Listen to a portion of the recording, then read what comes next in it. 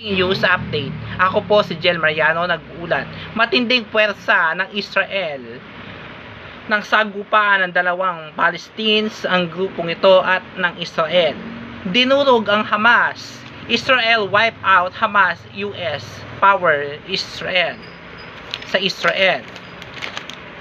Mga guys, akala po ng mga grupong Hamas na to ay mananalo sila sa labanan.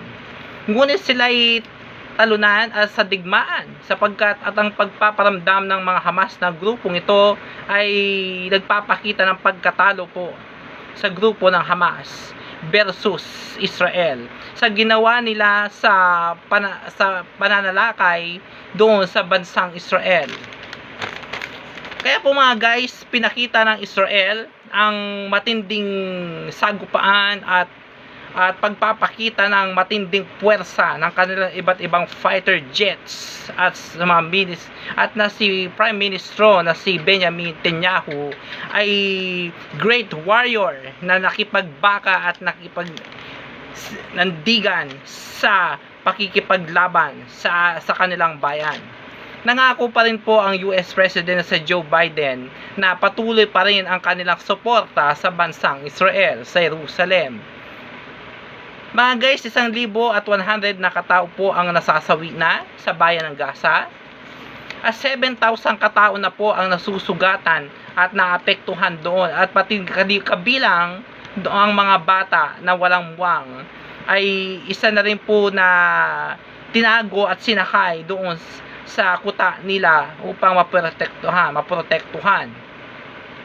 Ngunit kumalat po ang kanilang mga bangkay na mga nasawi doon sa bayan ng Gaza. Kumalat na po ang bangkay doon sa iba't ibang area ng bayan ng Gaza dahil sa iba't ibang airstrike na pinakita at pinalabas ng Israel at patuloy na binobomba ang bayan ng Gaza. Sa pagkadurog ng bayan ng Gaza sa mga grupong Palestines o Hamas na tinatawag itong mga rebelyong ito sa grupo ay walang habag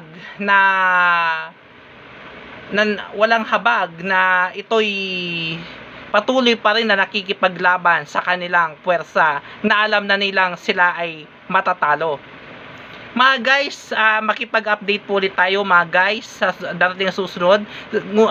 October 7 nag-umpisa ang itong labanan na to ng alitan at tidwan at digmaan ng itong nangyari sa bansang Israel sa grupo ng bayan ng Gaza o itong mga rebelyong Hamas na tinatawag. Mga guys, meron pong Pilipino doon sa bayan ng Gaza na muntik na pong ma-hostage mga guys, itong Pilipina na to. Ngunit hindi po daw siya pinatay. Ayan. Tinignan lang daw po siya ng Hamas. Akala niya i-hostagein siya at papatayin. Ngunit sa awa po ng ating Panginoon, hindi po siya ginalaw ng itong rebelyong Hamas na to. Okay, mga guys, sa ngayon po makipag-livestream ulit po tayo, makipag-update po tayo sa bansang Israel. Dineklara ng ating Pangulo na si Bongbong Marcos Jr. na susuportahan pa rin po ang bansang Israel. Kaya po mga guys, ito po ang nag-uulat.